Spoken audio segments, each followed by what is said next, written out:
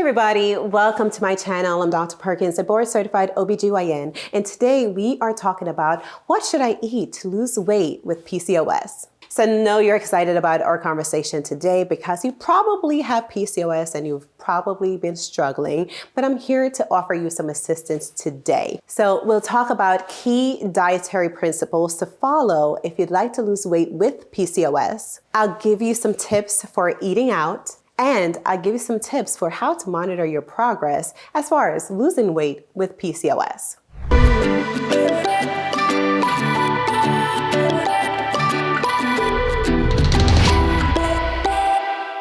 We know that on the journey to losing weight with PCOS, it can just be so much of a challenge that it leaves you feeling frustrated. So let's clear the air and talk about all the key principles that I recommend for you when you're trying to lose weight with PCOS. Now, diet is very, very important with PCOS. 70% of people with PCOS have insulin resistance. With this, it becomes very hard for you to break down carbohydrates, process glucose and sugars, and therefore, it becomes very hard to lose weight. And so, while diet, I would say, is the number one way that we want to go about learning how and actually losing weight, we want to focus on whole foods. Now, what are whole foods? It doesn't mean an apple versus applesauce. It really means that we're incorporating foods that have been processed very little or not at all. Whenever we eat foods closer to their natural state, we are embodying all of the nutrients, vitamins, antioxidants, and all the goodness that comes with that food. In general, I recommend to my members and patients as well that you try not to eat foods with a barcode. Essentially, if we have a can, a bag, a box, these foods tend to be really, really overly processed. And with that, they're ripped of all of their goodness and infused with other things like chemicals that are actually not healthy for our hormones, not healthy for those with PCOS, and really not good for anyone wanting to achieve wellness. So here are some really good whole foods to keep in mind. Fruits and veggies. Yes, the cornerstone of whole foods. This means that we are encouraging lots of fruits and vegetables, especially green vegetables. And why is that? Well, in a lot of the courses and programs that I have, we talk a lot about fiber and the importance of fiber for hormonal balance. PCOS, again, is a hormonal condition, and incorporating lots of vegetables and fiber from your fruits will help your body rid itself of excess amounts of estrogens, as well as helping our bodies to produce all the hormones that makes us whole and makes us human. When we incorporate these on a daily basis, especially your green vegetables, we're able to give your digestive tract exactly what it needs to rid of the excess hormones, as well as give your bodies the extra nutrients that comes packed in your fruits and vegetables. Now, of note, know that an excessive amount of fruits can also cause your hormones to be imbalanced. While we have fruits and vegetables listed here, we want to be heavier on the veggies side and less on the fruits side. Other whole foods may include carbohydrates that are complex, such as quinoa, oats, whole wheat, brown rice, and others.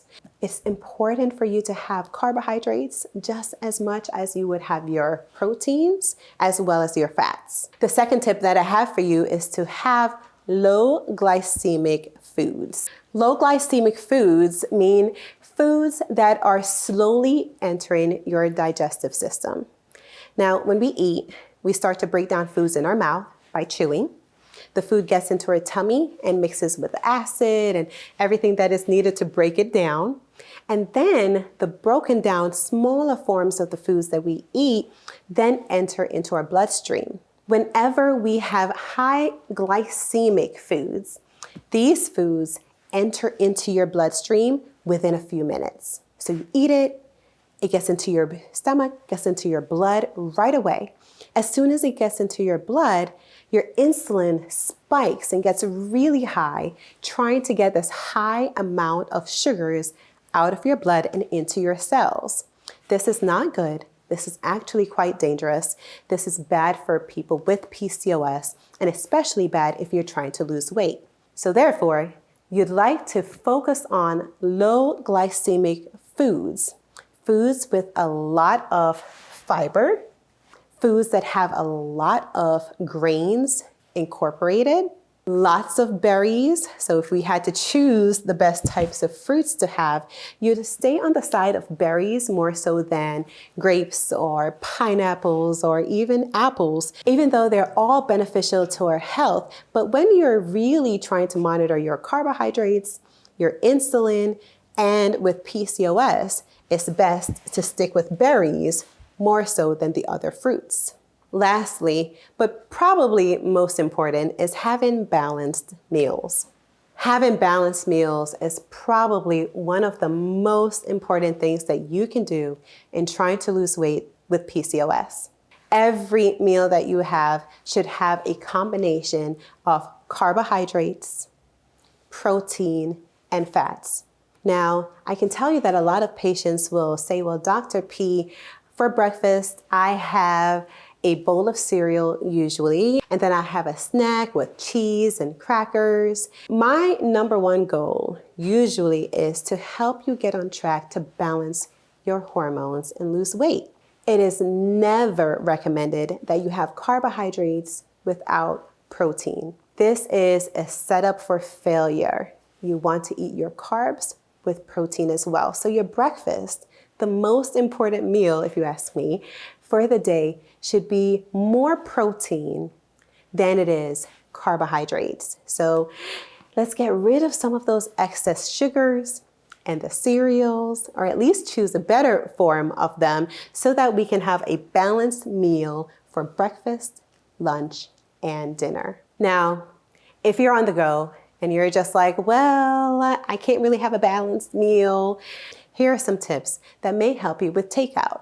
Number one, try to plan ahead. If you know that you're going to be on the road, you know what journey you'll be on, and you're just like, hey, there's a Chick-fil-A right here on my way. It is okay for you to have it, but check the menu and try to find options that are best for your hormones and best for your body. Anything processed and fried is usually not a good start. So if you can find things that are grilled or steamed, that would be a better option. Whenever you can swap out fries for a side salad, for instance, then do that as well. Also, pay attention to portion control. One of the things that we struggle with here in the United States is portion size. If you travel to other countries, you may notice that the amounts that you get for a meal is probably even 60% of what it is that we have typically here in the United States. Portion size is everything. And in addition to that, oftentimes we try to clean the plate all the way. And so mentally, if you left half of your food on your plate, you might feel as though you're wasting food, wasting money, and depending on your cultural background, it could be an insult to the chef as well, right? We may think that we want to eat it all. So if we start with a smaller portion, then maybe we'll take in less calories because we started with less. Does that make sense? I hope that has been helpful for you. Listen, being on this journey to losing weight with PCOS can be daunting, and I really, truly get it. If you're questioning whether or not your lifestyle is in par with your hormones, and if your choices are really best for you losing weight, I have a free quiz for you to offer. Click on the link for the free quiz. Find out more information about things that you may be doing to hurt your hormones.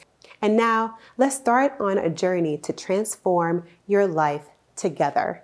Thank you so much for being here. I am Dr. Perkins, and it's been a pleasure. Let's share this video and have a conversation about how we can be better people together.